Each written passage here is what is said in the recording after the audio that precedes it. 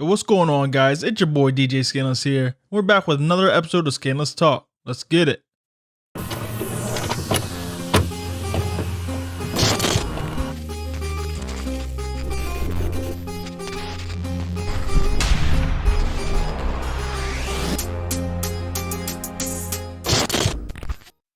Alright, so the track's Letter to the President is actually a track that Tupac was working on.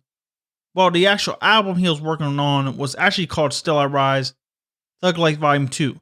So this is a very much different album than what you heard in 1999. Obviously, in 99, they're just taking whatever tracks that Tupac left behind from the 95-96 period, Death Row, and throwing it together.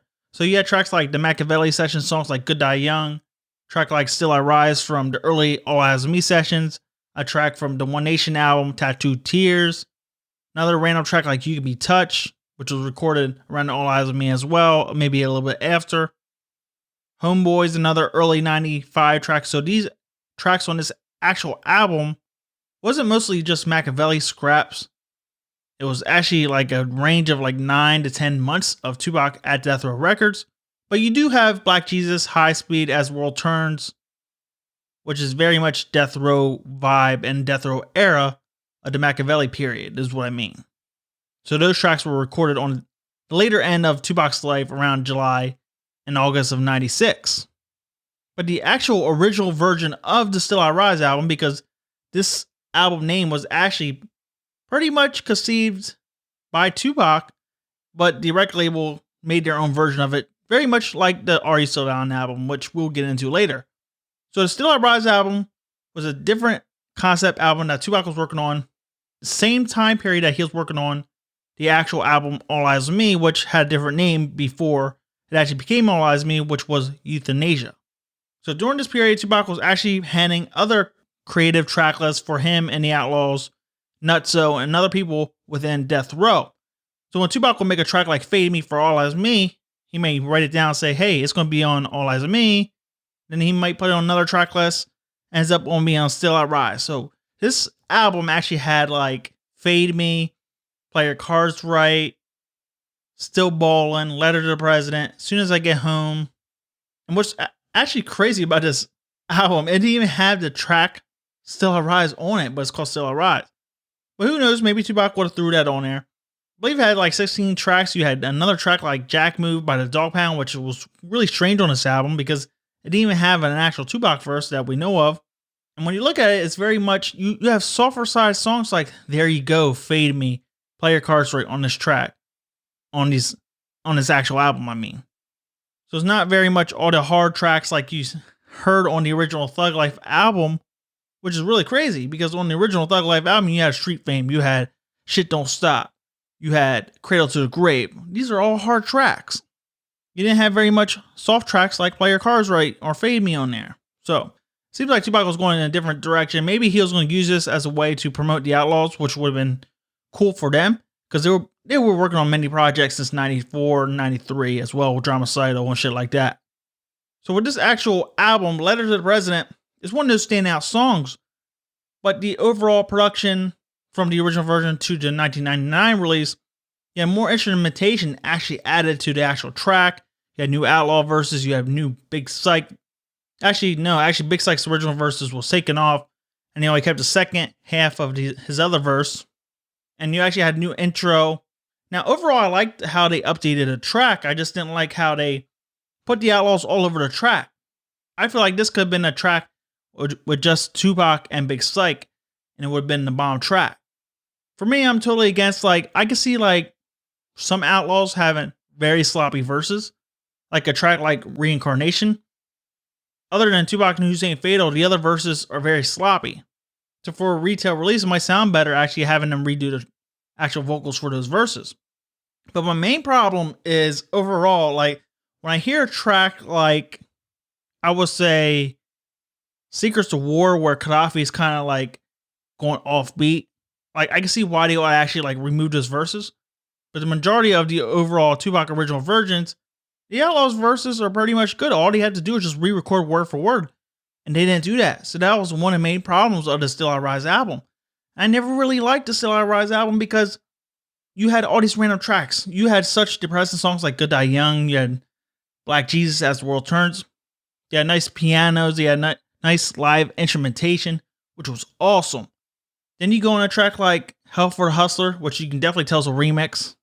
You can go on a track like Tattoo Tears, definitely remix with Young Noble all over that fucking track. You know, it just seems like they were just taking over all the tracks. Secrets of War, the original version, has another Tupac verse not released. Has a Tupac hook. The Tupac hook's not released either. And then you have another intro by Tupac, not released. You have another outro by Tupac, not released. But yet they put Edie Don all over the track. Why? It's a Tupac song. Even if you're trying to promote yourself, Tupac and the Outlaws, you use all Tupac's vocals. You want people to buy this for Tupac so they hear you. I get that. But this is the problem with the Still I Rise album, because it was mostly about the Outlaws promoting themselves. That's why they had new verses, because I don't think in 99 they wanted people to hear sloppy verses from 96, especially when their voice tone may be a little bit different 3 years later. Because mind you, some of the Outlaws were 19, 20, 21. By the time they're 24, 25, their voice is going to be a little bit deeper. So I get that. And they would have homed in on their skills, made their verses a little bit better. I get that.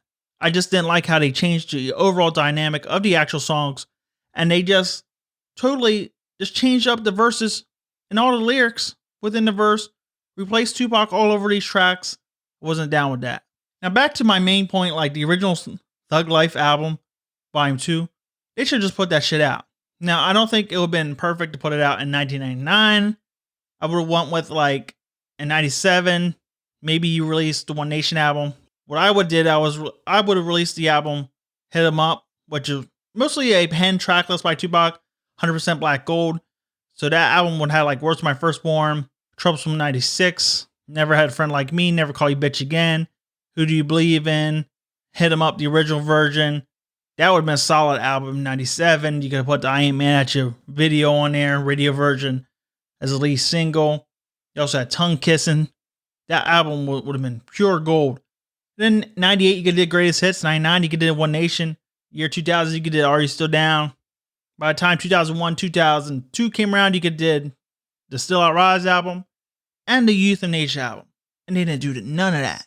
They just said, hey, we're just going to lump all this shit together. I don't get that. Why? Why would you do it like that?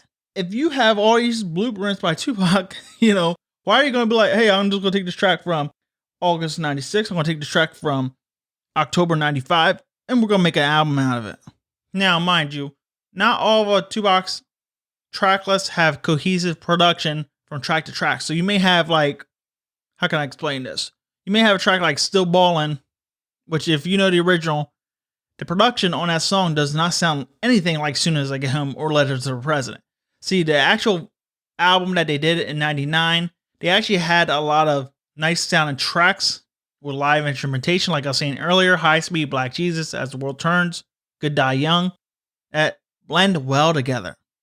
But where that album actually has its downside is you had these weird remixes, Tattoo Tears, and as well as the Hell for a Hustler remix and Homeboy's original, which didn't even sound that good lined up with those tracks. Now, Johnny J on his remix of You Can Be Touched, that shit sounds great coming after like tracks like As the World Turns and Good Die Young. So Johnny J did a great job with his remix there. But those other remixes by other producers don't sound right. So I get like if they were wanting to do a whole bunch of remixes, and that's why they want to do that, to make the songs blend well together. So if you have like a 95 track or a couple 95 tracks from the same month, but they have all these different producers, they probably want to sound good back to back, even on Tupac's own track list, because he was always moving things around, right? So that's maybe why they said, hey, we're going to bring in these producers, right? And we can have all the tracks sound very similar back to back, regardless of what year or what month they were actually recorded. Now, mind you, they cut corners. Because from what we know, Tupac didn't have a lot of money in the bank. So Tupac's mother wasn't getting a lot of money. Who knows how much money Death Row was going to give royalties to Afeni Shakur.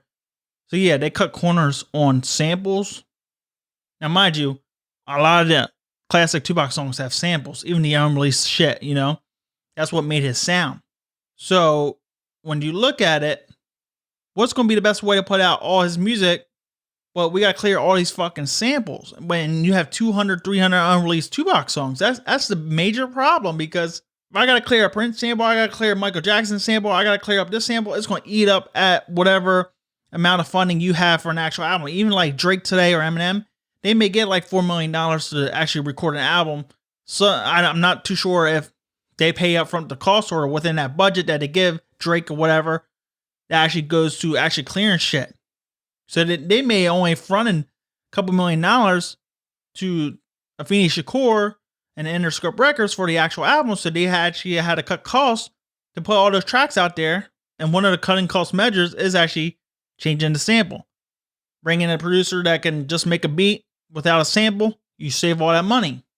Because when you look at Juice WRLD had a hit song, Lucid Dreams, right? However, Sting, his song was actually sampled, Sting Fragile, for that actual track, I believe. So Sting got over 80% of the publishing rights for that track. And he's on record saying all the money that he made from that track, Juice WRLD made that from that track that went to him, is going to line up his sons, his daughters, and their kids, their futures. That's a lot of fucking money. So mind you, when Tupac did like a track like Thuggin' Me, which had the original Michael Jackson Liberian Girl sample, that probably cost a shiny penny, thousands of dollars actually to actually release that sample for the track Letters to My Unborn, which was a remix. Now I know we're getting totally off topic. I'm just babbling on, you know, but really, I really love the Still I Rise album. The tracks that like I named before that actually have the overall essence of the original, and they were just enhanced. However, I would have preferred the Outlaw verses to stay the same. I would have actually preferred that the Outlaws don't take over to all the tracks, putting their own hooks, and actually doing their own intros and outros. Like Good Die Young, I love that track. I really do. But one of the main problems is you actually have Young Noble all over the track talking over Tupac. I'm a Tupac fan. I'm not really there to listen to Young Noble. Sorry to say. So that kind of irked me, you know. Yeah, Secrets to War, all those Tupac vocals scrapped. Would have been a way better track with an extra Tupac verse and Tupac's hook. You Can Be Touched, great remix. The original's great as well. However, the remix has Napoleon doing Tupac's verse. Why? Why? Tell me why. They say, oh, well, Tupac wrote this for Napoleon. I don't care. It's a Tupac track that's unreleased. You can record a new verse. Put that verse out. People are paying for Tupac, okay? Like, I don't get their logic behind that. Saying, oh, we're not going to use this Tupac verse for this track. We're just going to use his hook and use Gaddafi, and everything else is going to be different. That makes no sense to me. Why are you going to do that? So yeah, the estate made all these problems, you know, actually with remixing, bringing in whatever producer they wanted, not actually sticking to the original producers like Johnny J, QD3, DJ Quick, and Daz Dillinger. Anyways, guys, I just rambled on. I don't know what the hell this title is going to be for this video. It might be like the Still I Rise breakdown. Eventually, I'll probably break down each and every track of the overall album. So yeah, that was actually the difference between Still I Rise, the way Tupac wrote it down, and the way they actually released it with totally different tracks. Anyways, guys, it's your boy DJ Skandalous, your favorite DJ's favorite DJ. And I catch all you busters on the flip side. We out. Deuces.